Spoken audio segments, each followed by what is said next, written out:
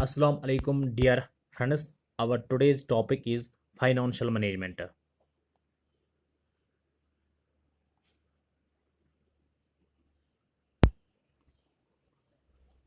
Financial management topic. It is a theoretical topic. तो financial management हम देखते हैं क्या होता है.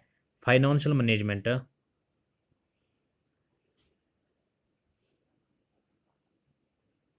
means planning, organizing, directing and controlling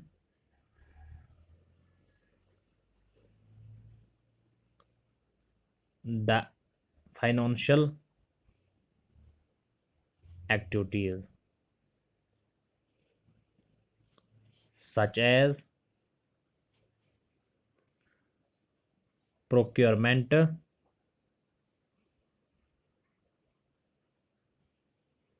and utilization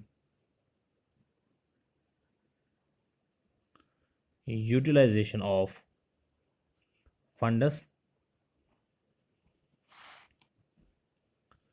of the enterprise. It means applying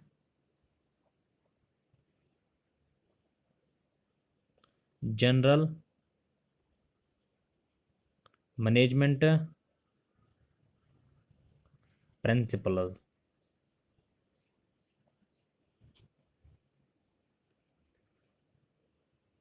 to financial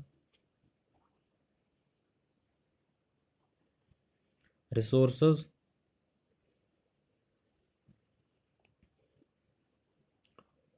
of the enterprise.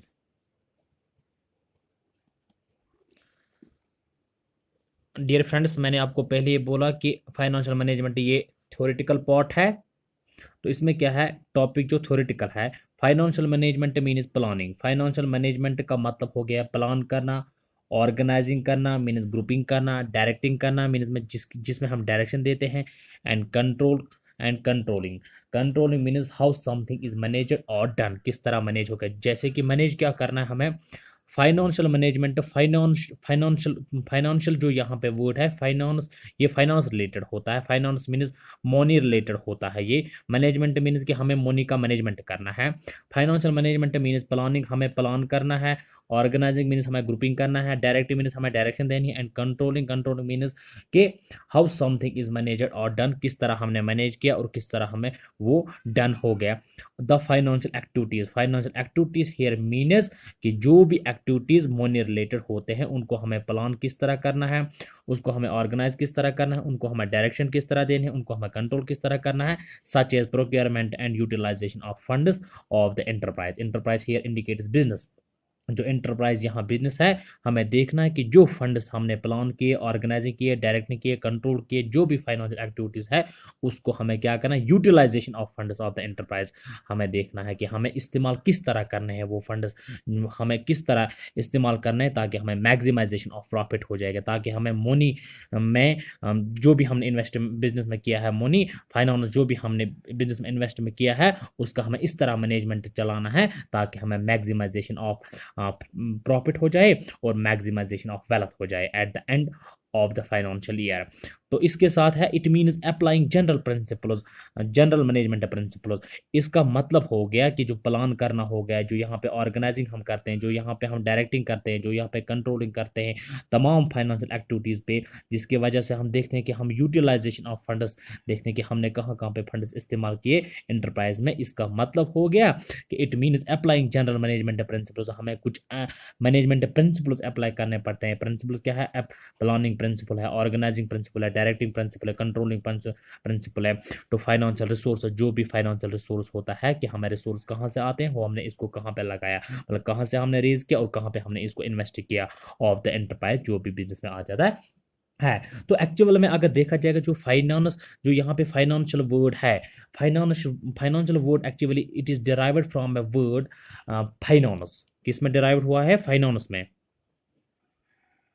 Finance, finance हो गया money, finance क्या हो गया? मनी। फाइनेंस हो गया मनी।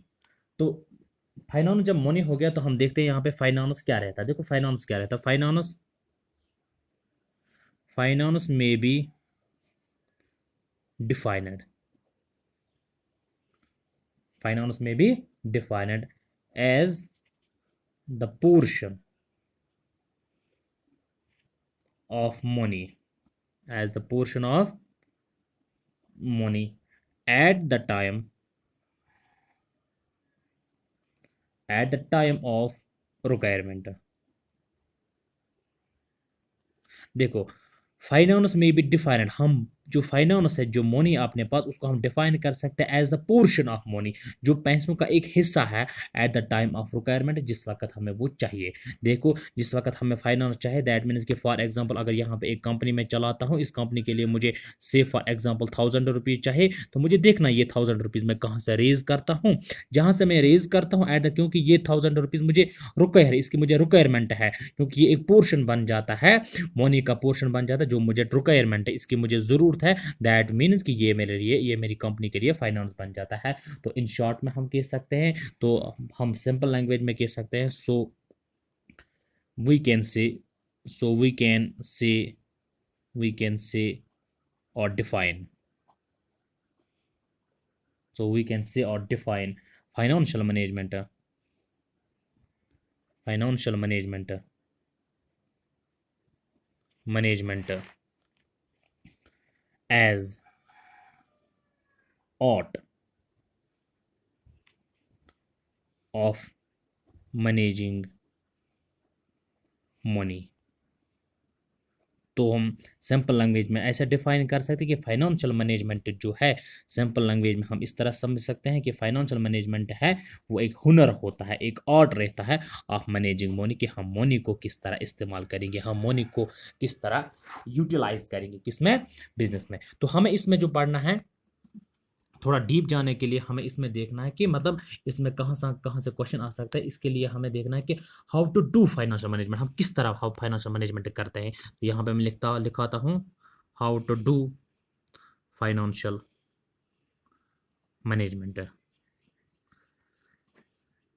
एक्चुअल में how to do financial management, ये actual में अप्रोचेस होते हैं। क्या होते हैं? अप्रोचेस, जिसको हम अप्रोच ऑफ फाइनेंशियल मैनेजमेंट भी कह सकते हैं। फाइनेंशियल मैनेजमेंट, इसको फाइनेंशियल मैनेजमेंट अप्रोच भी कहते हैं। अगर हम देखेंगे यहाँ अप्रोचेस की ओर, तो there are two types of approaches of financial management. यहाँ पे मैं लिखाता हूँ अप्रोच, फाइनेंशियल मैनेजमेंट के जो अप्रोच है दो टाइप से। Number one is traditional approach,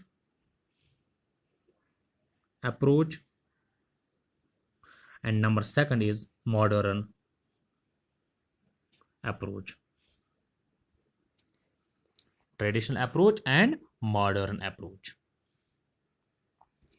अब ये ट्रेडिशनल अप्रोच है, इसमें क्या था और हमें मॉडर्न अप्रोच क्यों बनाना पड़ा, ये हमें देखना है। देखो एक्चुअल में जो ट्रेडिशनल अप्रोच था अपने पास, तो उसमें उसका कोई मेन ऑब्जेक्टिव था, उसकी कोई मेन एम थी, तो वो मैं लिखाता हूँ ताकि आपको समझ में आ जाएगा। तो हमें यहाँ से मीन्स कि हमें ट्रेडिशनल से हमें मॉडर्न अप्रोच की ओर क्यों जाना पड़ा, तो जिसकी वजह से हमें क्या फाइनेंशियल मैनेजमेंट बनानी पड़ती है। देखो एक्चुअल में अगर देखा जाएगा तो जो ट्रेडिशनल अप्रोच है, इसकी एक मेन एम थी, main aim of traditional approach क्या था? Was to increase our funds.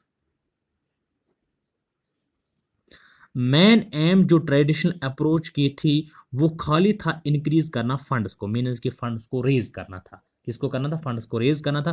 For what? For company के लिए फंड्स को रेज करना था, खाली फंड्स को इंक्रीज करना था। ये एक मेन एम थी किसकी? ट्रेडिशनल अप्रोच की। तो बट इसमें क्या हो गया था, जब ये ट्रेडिशनल अप्रोच हम खाली फंड्स को इंक्रीज करते करते गए, तो इसमें कुछ लिमिटेशन आए। क्या आए? कुछ लिमिटेशन आए। लिमिटेशंस आ गए कुछ, जिसकी वजह से हमें कहाँ जाना पड़ा, मॉडर्न अप्रोच की ओर जाना पड़ा। जो लिमिटेशन इसमें आए, तो इसमें लिमिटेशन क्या क्या आए, हमें जब हमने बहुत सारे फंड्स को रेज किया तो हमें यहाँ पे ऐसा नहीं पता चलता था कि how to utilise the funds, कि हमें समझ में नहीं आता था कि how to utilise the funds, क्योंकि बहुत सारे फंड्स हो गए थे जमा, इंक्रीज आवर फंड्स हो गए थे कंपनी में। तो how to utilise the funds हमें मैनेजमेंट नहीं आता था कि इसको हम फंड्स को हम कहाँ पे अब इन्वेस्ट करें, इसको हम कहाँ पे इस्तेमाल करें। और दूसरी बात जो यहाँ पे जो लिमिटेशन बन गई थी वो ये थी कि स्पेशल अटेंशन जो दिया जाता था, स्पेशल अटेंशन जो दिया जाता था यहाँ पे, वो दिया जाता था ऑन लॉन्ग टर्म फंड्स पे। किस पे दिया था, ऑन लॉन्ग टर्म फंड्स पे।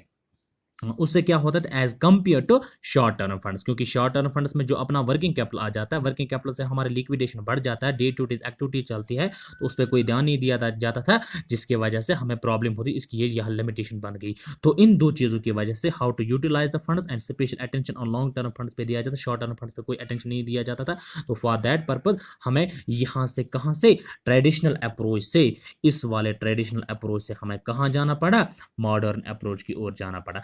जो यहाँ पे मॉडर्न अप्रोच आ गया तो उसमें हमें तीन चीज़ों को याद रखना है, क्योंकि तीन चीज़ों पे फोकस किया गया है यहाँ पे तीन चीज़ों पे क्या किया गया, फोकस किया गया यहाँ पे। जिन तीन चीज़ों पे यहाँ पे फोकस किया गया वो है नंबर 1, क्योंकि उससे हमें हाउ टू यूटिलाइज द पूरा समझ में आ गया, क्योंकि वहाँ पे शॉर्ट टर्म फंड्स भी आ गए। दैट मीन्स कि हमें यहाँ से यहाँ जाना पड़ा, क्योंकि इसकी एम अलग थी और इसकी एम क्या अलग है। तो यहाँ पे इसकी एम है, उसमें क्या किया गया, हमें सबसे पहले जो हम पे तीन चीज़ों पर फोकस करना पड़ा वो है वॉल्यूम ऑफ फंड्स नीडेड।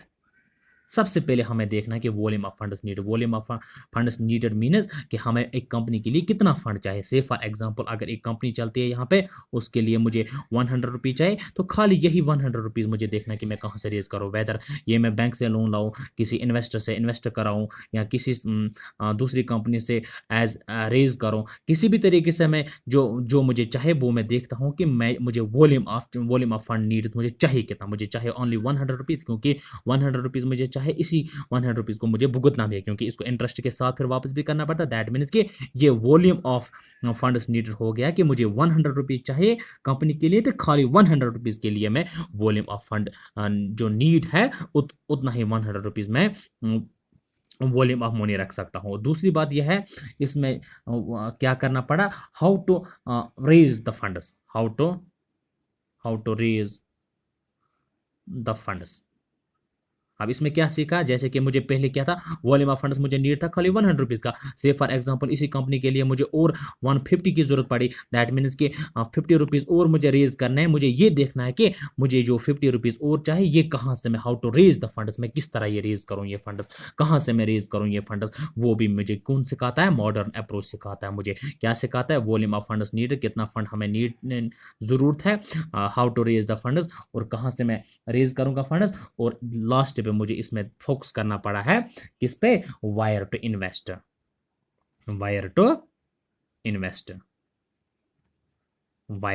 अब मुझे इन्वेस्ट कहाँ पे करना है, क्योंकि यहाँ पे क्या होता था, यहाँ पे यूटिलाइजेशन हमें नहीं आती थी, स्पेशल अटेंशन लॉन्ग टर्म पे दिया था, यहाँ पे शॉर्ट टर्म पे वायर टू इन्वेस्ट, मैं यहाँ पे वर्किंग कैपिटल में भी इन्वेस्ट करता हूँ, लॉन्ग टर्म पे भी इन्वेस्ट करता हूँ, जहाँ पे मैं इन्वेस्ट करूँगा वहाँ पे, क्योंकि यहाँ पे सिखाता है मॉडर्न अप्रोच, हमें सिखाता है कितना चाहिए आपको, कहाँ से लाओगे आप और कहाँ कहाँ पे इन्वेस्ट करना है आपको।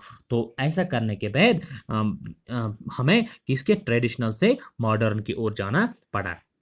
तो इसके बाद कुछ फंक्शंस है इसके फाइनेंशियल मैनेजमेंट के, मैं दिखाता हूँ। Functions of financial management, means कि इसका काम क्या है, ये क्यों जरूरत पड़ता है हमें। देखो क्या होता है फंक्शंस ऑफ फाइनेंशियल मैनेजमेंट क्या होता है, इसका काम क्या रहता है। देखो जब हमें ये ट्रेडिशनल अप्रोच से मॉडर्न अप्रोच की जाना पड़ा। फाइनेंशियल मैनेजमेंट हमने सीखा यहाँ पे, क्योंकि कुछ प्रिंसिपल्स उसमें इस्तेमाल हो जाते हैं, जैसे प्लानिंग मैंने बोला, ऑर्गेनाइजिंग मैंने बोला, डायरेक्टिंग मैंने बोला, कंट्रोलिंग मैंने बोला, किस पे, फाइनेंशियल एक्टिविटीज पे, वो utilisation of funds of the enterprise मैंने बोला, it means applying general management principles to financial resources of the enterprise. हमें कुछ प्रिंसिपल्स को अप्लाई करना पड़ता है, इसीलिए कुछ फंक्शंस होते हैं इसके। वो फंक्शंस क्या होते हैं, इससे क्या क्या फायदा हमें आता है, देखो देखो सबसे पहले इसमें आ जाएगा determining means determining the financial need. हमें इससे डिटरमाइन हो जाती है, हमें हमें आइडेंटिफाई हो जाता है, किससे, फाइनेंशियल मैनेजमेंट से हमें आइडेंटिफाई हो जाता है कि हमें फाइनेंशियल नीड कितनी ज़रूरत है, मीन्स कि हमें मनी नीड कितनी है, तो हम उसी तरह उसको रेज करते हैं। तो उस दूसरा जो इसमें फंक्शन है वो है फाइनेंशियल डिवीजन। फाइनेंशियल डिवीजन मैंने अभी आपको बोला, जैसे कि ट्रेडिशनल अप्रोच में क्या था, खाली स्पेशल अटेंशन लॉन्ग टर्म पे दिया जाता था। यहाँ पे क्या है, जब हम मॉडर्न की ओर गए तो वायर टू इन्वेस्ट हो गया, तो हम फाइनेंशियल डिवीजन भी कर सकते हैं। फाइनेंशियल डिवीजन मीन्स कि where to invest in short term funds में हम इन्वेस्ट करेंगे कि लॉन्ग टर्म में वर्किंग कैपिटल में करेंगे कि लॉन्ग टर्म फंड्स में इन्वेस्ट करेंगे, हम ये भी देखते हैं। फाइनेंशियल डिवीजन हम करते हैं। और क्या है, इन फाइनेंशियल डिवीजन हम देखते हैं कि मतलब हम कहाँ कहाँ से रेज करते हैं, हमें कहाँ पे इन्वेस्ट करना है। यहाँ मैं लिखाता हूँ, यहाँ पे फाइनेंशियल इन्वेस्टमेंट, फाइनेंशियल डिवीजन मैंने लिखा है फाइनेंशियल, या मैं यहाँ पे लिखाता हूँ फाइनेंशियल और इन्वेस्टमेंट डिवीजन। इन्वेस्टमेंट डिवीजन हो गया, मुझे कहाँ कहाँ पे इन्वेस्ट करना है, शॉर्ट टर्म पे करना है, लॉन्ग टर्म पे करना है, मनी कहाँ से रेज करना है। देखो इसके बाद यहाँ पे आ जाता है working capital division. That means के मुझे यहाँ पे देखना है डिटरमाइनिंग द फाइनेंशियल नीड्स, मुझे इसका फंक्शन रहता है डिटरमाइनिंग द फाइनेंशियल नीड, मुझे फाइनेंशियल नीड कितनी चाहे। फाइनेंशियल डिवीजन हो जाता है, मीन्स के फाइनेंस कहाँ कहाँ से रेज करता हूँ मैं, किस किस से मैं रेज करता हूँ, इन्वेस्टर से रेज करता हूँ, बैंक से रेज करता हूँ, फाइनेंस इंस्टीट्यूट से रेज करता हूँ, किसी कंपनी से रेज करता हूँ। फाइनेंशियल डिवीजन हो जाता है, उसमें कहाँ कहाँ बड़े फंड्स कहाँ से मैंने लाए, शॉर्ट टर्म फंड्स मैंने कहाँ से रेज किए। इसी तरह फाइनेंशियल और इन्वेस्टमेंट डिवीजन हो जाता है, मैंने कहाँ पे इन्वेस्ट किया, वर्किंग कैपिटल में कितना मैंने लगाया, लॉन्ग टर्म फंड्स में मैंने कितना लगाया, शॉर्ट टर्म फंड्स में कितना मैंने, फिक्स्ड एसेट में कितना लगाया, करंट एसेट में कितना, जिस चीज़ में भी लगाता हूँ इन्वेस्ट करता हूँ उसको क्या इन्वेस्टमेंट फंड में कहाँ कहाँ इन्वेस्ट करता हूँ। यहाँ वर्किंग कैपिटल डिवीजन हो जाता है। वर्किंग कैपिटल डिवीजन खाली हम कहाँ पे मॉडर्न अप्रोच में सीखते हैं, क्योंकि इसमें उस पर अटेंशन नहीं दिया जाता था। तो इसका जो रीज़न है, जो इसका ऑब्जेक्टिव्स, इसके जो ऑब्जेक्टिव्स है, क्यों क्यों करना पड़ा हमें ये, तो मैं यहाँ पे थोड़ा सा लिखाता हूँ ऑब्जेक्टिव जो इसके थे, इसका जो मेन मकसद था जिसकी वजह से हमें ये करना पड़ा सब, तो मैं यहाँ पे लिखा था थोड़ा सा जो ऑब्जेक्टिव्स ऑफ फाइनेंशियल मैनेजमेंट जो है ना, क्योंकि हमें इतना कुछ जो करना पड़ा वो क्यों हमें करना पड़ा हमें उसके पीछे जो रीज़न है वो मैं बोलता हूँ। देखो कि हमें हमें अगर फाइनेंशियल मैनेजमेंट करना पड़ता है, फाइनेंशियल मैनेजमेंट करने के लिए हमें उसके पीछे कुछ बैक होता है, कुछ रीज़न होता है। रीज़न जो होता है, कुछ ऑब्जेक्टिव्स होते हैं अपने, या कोई एम होता है, मकसद कोई अपना होता है। वो क्या होता है, प्रॉफिट मैक्सिमाइजेशन।